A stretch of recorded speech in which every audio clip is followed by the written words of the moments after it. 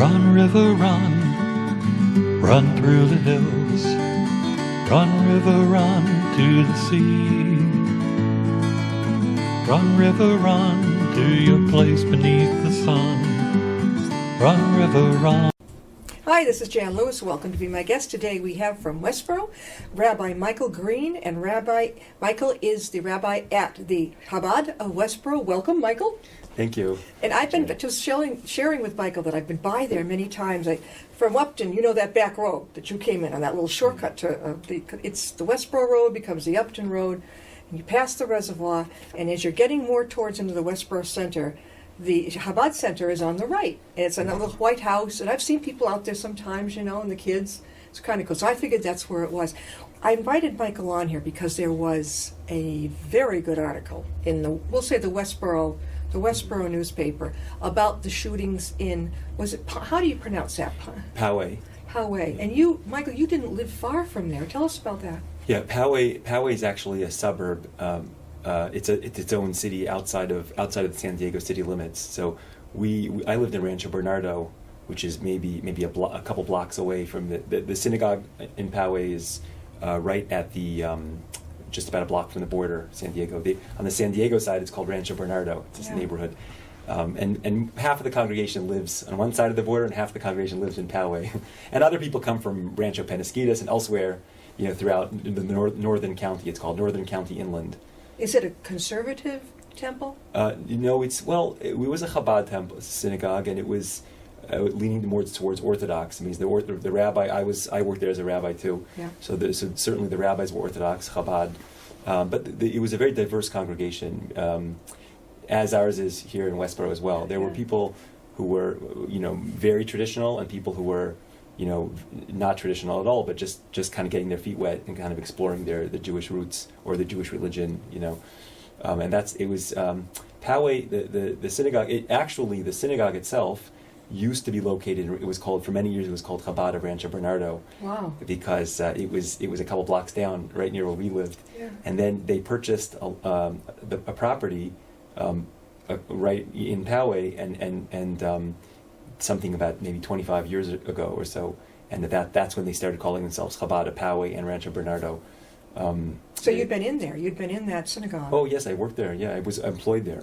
Did you know some of the people? Yes, I do. I knew everyone involved. Most people involved. The woman who was shot. Lori Gilbert Kay was a dear friend of ours. Mm-hmm.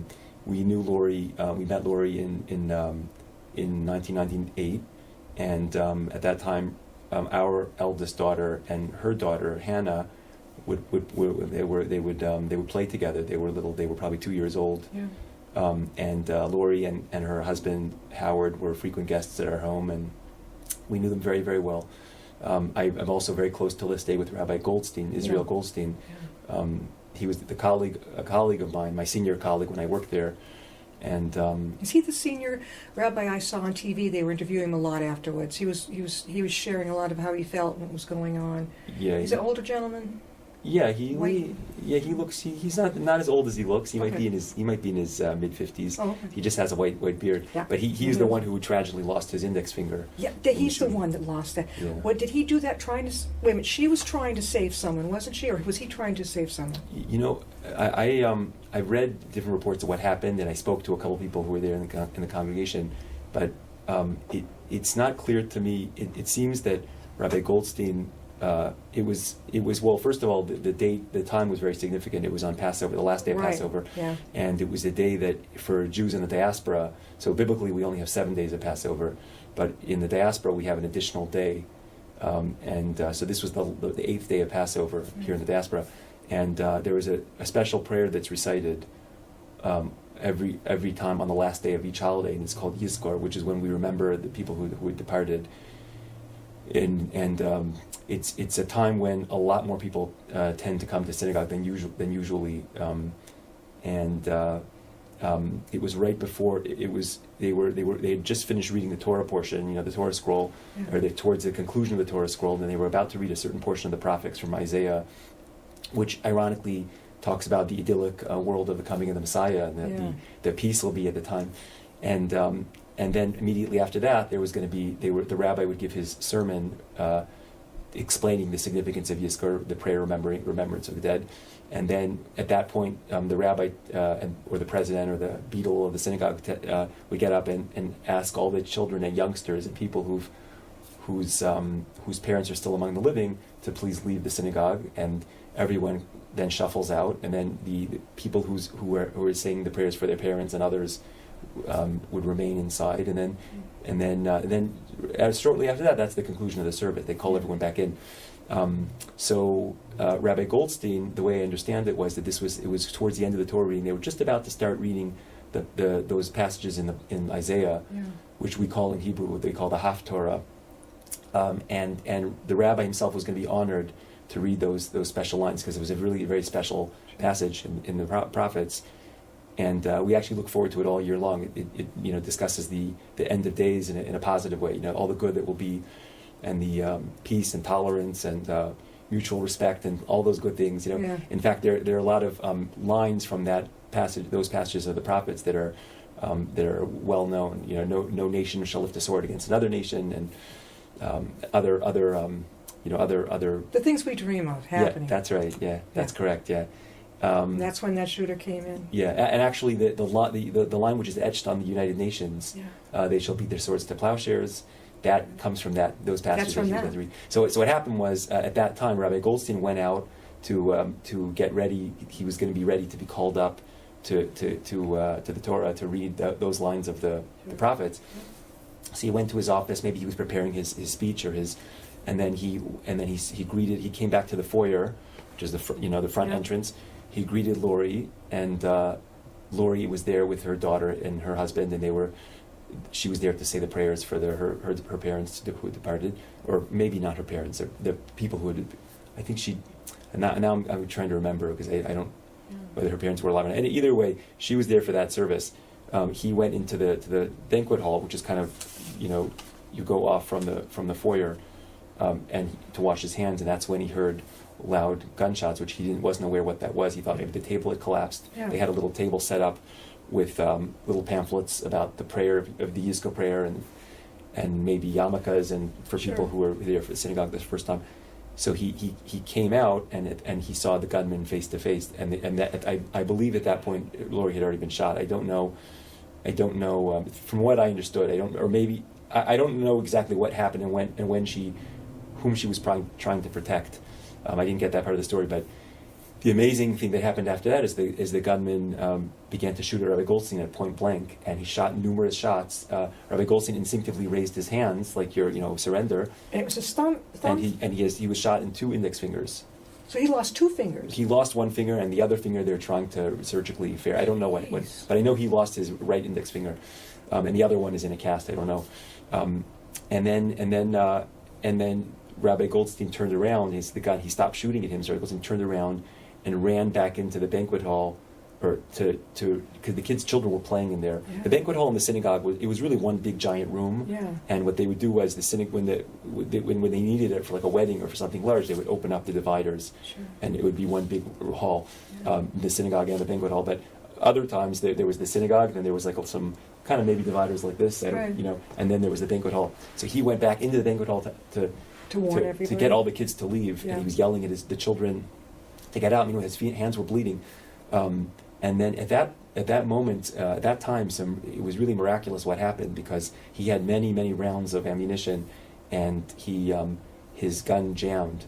And I don't know if it jammed right after he was shooting at Rabbi Goldstein, or not. But there were several people who were shot. There was one person who was shot in the leg who also ran in to try to save the children, get children out. And then he was his young niece, who ironically they had just moved from Israel to escape, the terrorist rocket attacks, and they moved to Poway, which is a safe place. Yeah. And who would have thought they would be targeted in a synagogue? And then this little 8-year-old girl was shot by the shrapnel in her leg. And then miraculously the gun jammed, and at that moment there were one person took action. There was a young man whom he wasn't there when I don't know him personally, but he ran out and started yelling and screaming and throwing things at the gunman. Yeah. And distracting. And then the gunman turned around and started to go back to his car to get more ammunition or check his gun, So this fellow continued to chase him, and then there was providentially there was an off-duty security border patrol person who was there, who had a weapon, who had a firearm, and he came out and he began shooting at the car where the gunman was parked. It was really very miraculous because actually this fellow John Morales, who was he's the shooter, right? No. John Morales was the security guard. He was a security guard who happened to be there, came to services, and he was not a regular. He didn't attend the services there regularly. He lived out in the desert in El Camino. I forgot the place, but somewhat far away in the desert, and maybe an hour and a half, 2 hours away, near the border. And he only came to say prayer because he had recently discovered his Jewishness. I don't know how he discovered his Jewish ancestry. And he came to that synagogue to say prayers in memory of his parents for Yizkor. He happened to be there, so he ran out. He began shooting at the gunman's car, and the gunman tried to drive away, and the police came and caught him. They got him, but it was really what I tell people that the tragedy was really a horrific tragedy, but it was also it was really very miraculous. I know Lori was a very dear friend, and it was her loss is an unthinkable tragedy. But when you think about the carnage that could have been, and how there was another one recently, wasn't there? At a synagogue. I know there was at a Baptist church or something.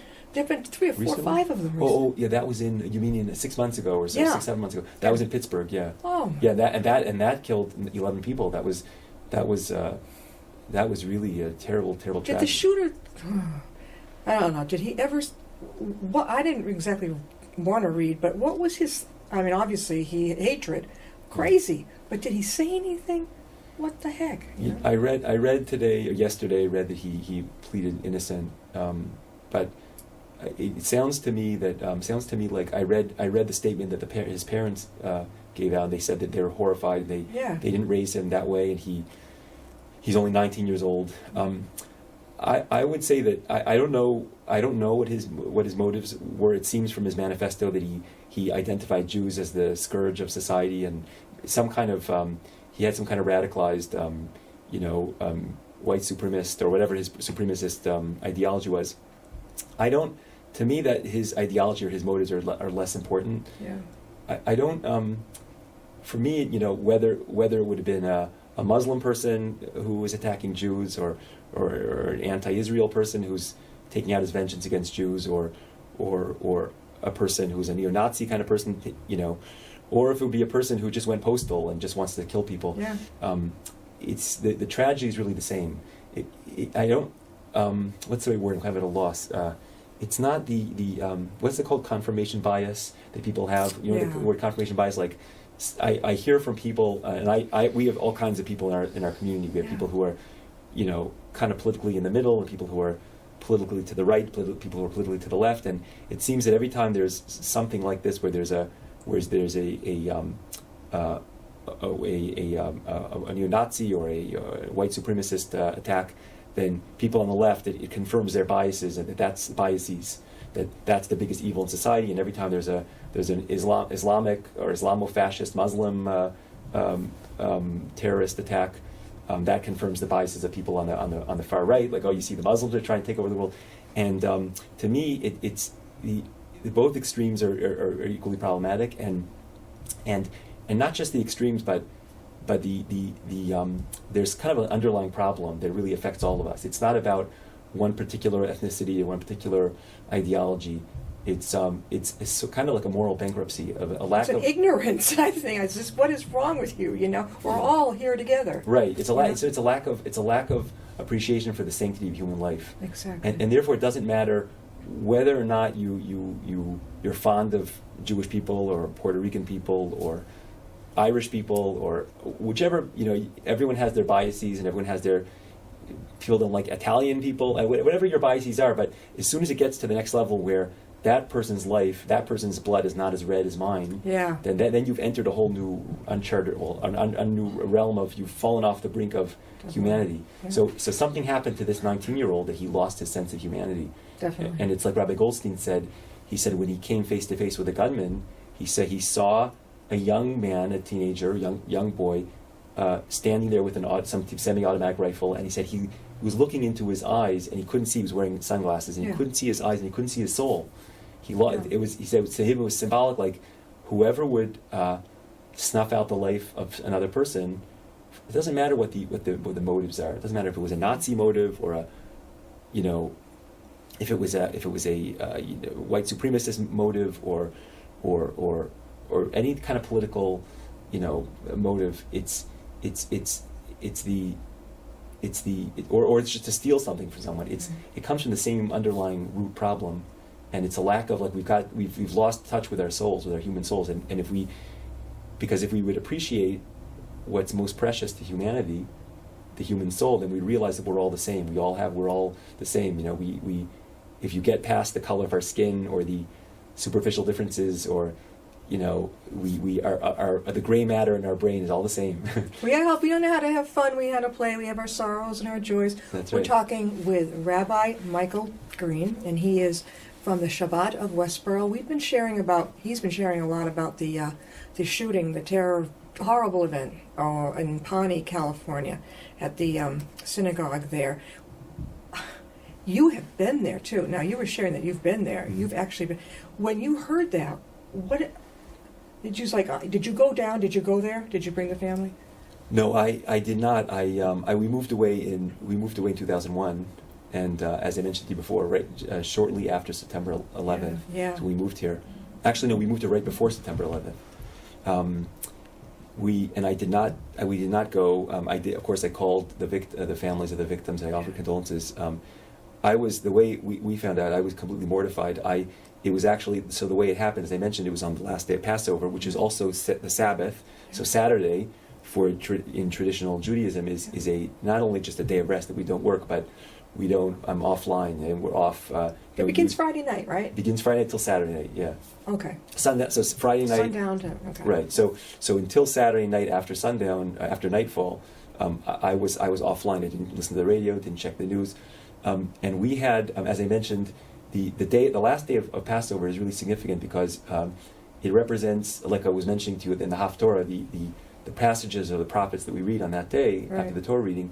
It has to do with the coming of the Messiah, the times of the Messianic redemption, the world to come, the peace and the harmony that will prevail in the world at that time, the end to all sorrows and hatred, and we read that in the prophets in Isaiah, and then in the Habad tradition, which is kind of a Hasidic fellowship, goes back to Russia in the 18th century.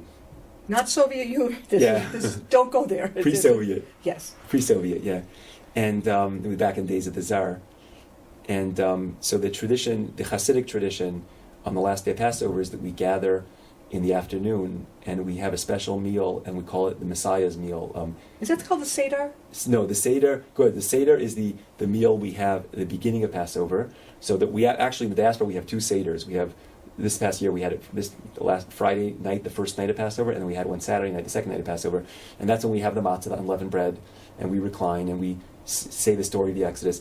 That's and Jews do that throughout the world. In Israel, they only keep the first day of Seder. I joined a local family, and it was wonderful. I brought my son, and it's the one with there's a lamb bone. Well, that's right. Yeah, the shank bone. And he was telling us the story as he went along. It's fascinating. Yeah, that's this. Yeah, so that's actually one of the oldest, continuous oldest traditions that are observed.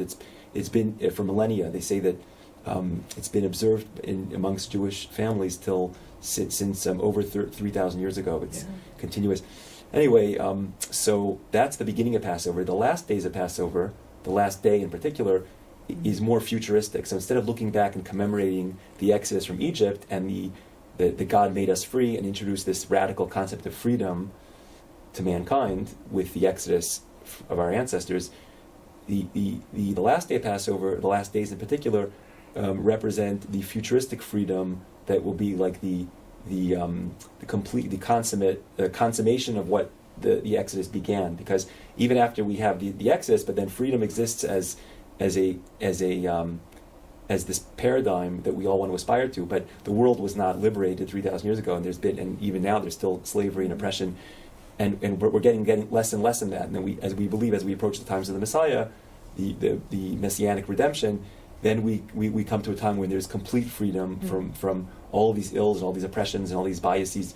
So the last day of Passover represents the ultimate fulfillment of the Exodus and embodied in the coming of the Messiah. And that's why it was so ironic that the attack took place on that day. And you found out. Oh, how he found out? Yeah, I'll tell you how he found out. So the way I found out was that we made an event at our synagogue. We do it every year, but we had it Saturday afternoon. We invited a lot of people to come. We had people for the Seders too. That was the week before. Everybody's welcome, right? Everyone is welcome. Yeah. Everyone. Yeah. So a lot of people came, and there were maybe about 40 people there, 35, 40 people there.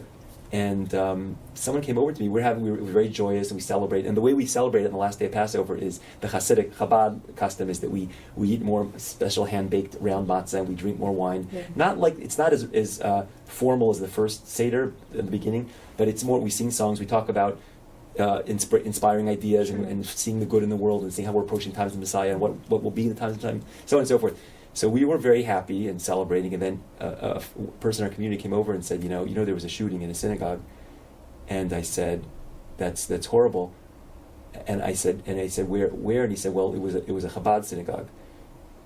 I thought, well, first when he said the synagogue, I thought he was referring to the Pittsburgh attack 6 months earlier. Right. When he said the Habad synagogue, my initial reaction was, he was talking about Chabad is a worldwide movement, and there are Chabad synagogues and Chabad houses all over the globe, including in kind of dangerous countries. There's a Chabad in different parts of Africa. There was recently an attack on a Chabad house in Nairobi, and the rabbi and his wife were both attacked and assaulted, and part of the house was ruined. And I thought he was referring to that attack.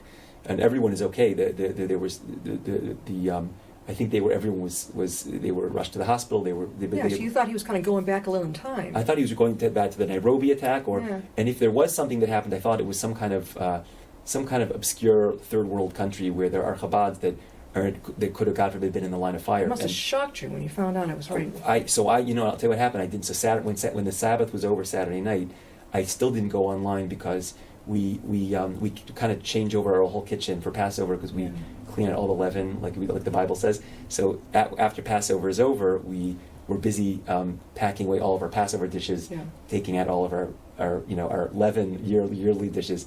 So I was busy helping. My wife and I and the kids were helping. So I didn't go online until very, very late at night, maybe 2, 3 in the morning, and then I had zillions of whole bunch of messages from WhatsApp and I just couldn't believe. I just fell over. I couldn't believe that attack would happen in such a Poway is San Diego is just a wonderful, peaceful, very laid back place to live. Very accepting. Have they changed their ways, Rabbi Michoel? In other words, have they added a security guard now?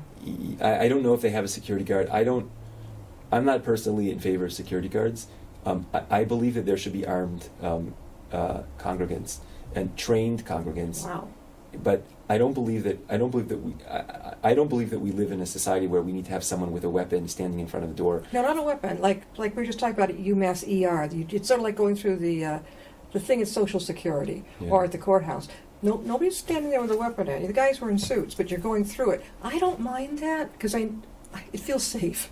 I don't know. I'm not a gun person, so to me, it's like, I'll go through the metal detector. My feeling is that I don't think we're at that point yet. I feel that we maybe in Israel they do that, and maybe in places where they're. I don't believe, and I understand the need of doing that in a hospital. Yeah. We don't have that in our synagogue, and we want everyone to feel welcome. We don't want. Yeah. The way we have some more security measures that we've taken up lately. We don't have the front door is not open. You have to go if you come to your synagogue all the time, you know how to get in. Sure. If you don't, you have to knock. Right. There's someone at the door who looks out and sees that it looks like a safe person. Yeah. There are several people there who are trained in security, and you feel safe. Yeah, they're there, and they're amongst our attendees, so they attend the synagogue with us. I don't feel anyone would feel comfortable with seeing a security guard. Certainly not having anyone brandish weapons. No, yeah. Also, the other thing about security guards is that a security guard is also certainly a security guard outdoors is a target. And there have been, like in Denmark, there was an attack where the terrorist shot the security guard and then proceeded to enter. So, Michael, if somebody would like to talk with you, how could they reach you? Thank you. I'm reachable through telephone or through email. My phone number is 508-366-0499. My email address is Rabbi RABBI at chabadwestboro.org. That's spelled CHABADWESTBORO.org. And I would just like to make myself available to anyone who'd like to have a dialogue, would like to talk about not just security, but what I think what I really like the message I like to impart is that I don't believe that we're living in dark times. I believe that we're living in very wonderful times. And it's funny how you mentioned Westboro Road and Upton Road. And my kids oftentimes will get, we drive through Upton the reservoir area, and my kids get confused when they say, well, are we in Upton yet? Yeah, well, wait a second, it says Westboro Road, so does that mean we're in Westboro? And I say, no, that means if we're in Westboro Road, that means we're in Upton. If we're in Upton Road, we're in Westboro. And then, there's a sign zone into the town, right? Right, and one time I was trying to explain to my kids how the names of the streets, of the places where they're leading to, instead of the places where they're coming from, and then one of my kids said, oh, does that mean that Main Street takes you to Maine? Exactly. I understand what they're saying, So the reason I mention that is because it's sometimes hard to see the signposts of the times, and it's easy to get scared by things like this that happen. But I think it's really important to keep in mind that even if we see violence or bloodshed or hatred or intolerance, the fact that we could identify that and point that out and see that is so bizarre and so aberrant, and even this you mentioned about this 19-year-old, I don't even know his name, but much younger than my own son. Yeah, he's not. I have a child that age too, a child. And the fact that his parents completely disavowed his biases, and I think he's the exception. He's not the rule. We're living. My ancestors, my great grandparents were killed in a pogrom in Ukraine in 100 years ago this year, 1919. And at that time, that was the rule, not the exception. Here in America, Jews are not we are not an oppressed minority. We are just as American as apple pie. We're part of the fabric of modern society, and it's not like it was back in Europe. Nowadays, we have something like this happen, and we have the rank and file. 99% of Americans are behind us because we were not the only victims of power. We have Armenians who were, what I'm trying to say is that when the gunman came into the synagogue and opened fire and killed our dear friend Lori, they killed an American. All Americans were the target of that attack. I think it's really important. So as far as mentioning, just make myself available to talk to people, I would like to put it out there that I'm willing, I'm happy. I know what I was going to say.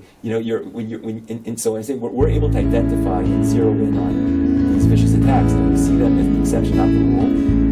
But instead of getting hyper focused on how bad things are, just remember that if you see a signpost that says Riding on a shooting violence, star, bloodshed, bad things, just realize that you're in the other. Heading If out you see to a sign that says Water nothing bad in Tree. Upton or Westboro, but you see the sign Upton Road, that means you're in Westboro now. Yeah. They're telling you, and you're telling where you came from, but you're headed towards Westboro. You're headed in the right direction, or vice versa. So I believe that this attack happened on the last day of Passover, which symbolizes the idyllic messianic times and the time when mankind will be redeemed. I believe that we have these vicious attacks where that's the aberration, the exception, not the rule, and we're headed in the right direction. You feel that, I feel it very strongly. I hope so, because it looks like a lot of that supremacy nonsense is like poking its ugly head. It is, but I still feel that it's the exception, not the rule, and I feel the trend is in the other direction. And there's been anti-Semitism for years everywhere, in Poway too. When I lived there, about a half a dozen times people screamed at me as I was walking down the street. And I moved here, in 19 years ago, 18 years ago, and it happened maybe once or twice. Yeah, this is very open. Very open, yeah. Do you ever have combined events with B'nai Shalom up the street? No, we haven't. We do participate in community-wide events, but we haven't. We've done things with the conservative temple, Bet Tikva, on occasion. But what I wanted to mention was what I would like to make myself available. I'm happy to speak to anyone about my upbeat attitude. and outlook on the direction that our country is going in. And also, this is the really most crucial thing. I feel like for a long time, we, especially at us in Chabad, we've kind of somewhat been kind of in a cocoon. Like we deal with people who are more on the traditional end or leaning towards that in the community. And we've reached out very little to the broader society. And I would like to put it out there to anyone who's watching this program who might harbor anti-Semitic biases. You probably don't have any viewers who have or that. We're all over the world and national, Okay. so I would like to make you the following challenge. I am happy to meet with you, to talk to you, discuss with you. Let's talk about what you don't like about Jews, what you don't like about any person, and you name it, Arabs, Spanish people, whatever it is, but Jewish in particular, because that's my background. And I'm happy to meet with you, to talk to you, and then to explore why these biases might be unfounded, and why I'm just as human as you, and we're all created in the image of God, and the same God, and we share much more in common than what divides us. one more time, Rabbi Michoel, how can they reach you? They can reach me by the internet. Our website is chabadwestboro.org, so you would email me at Rabbi, R-A-B-B-I, at Chabad Westboro. It's spelled C-H-A-B-A-D, W-E-S-T-B-O-R-O, no U-G-H. And it'd be great to have you come and speak.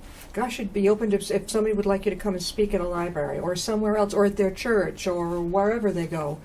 Come and speak or share. I'm happy to do that. Yeah, I'm happy to do it. This is what we need. Yeah, I'm happy to. And also the other thing I was going to say is that no question is not a good. The only good question is the question that's not asked. So anything that's on your mind, and I will not be offended by it. Mm-hmm. It doesn't matter. You know, any topic. You heard the Jews do this, or you heard the Jews do that, or Jews responsible for this problem in the world, that problem in the world, or whatever things that seem the unknown, which seems kind of suspicious, or why do Jews have big noses? If they do, I have a big nose.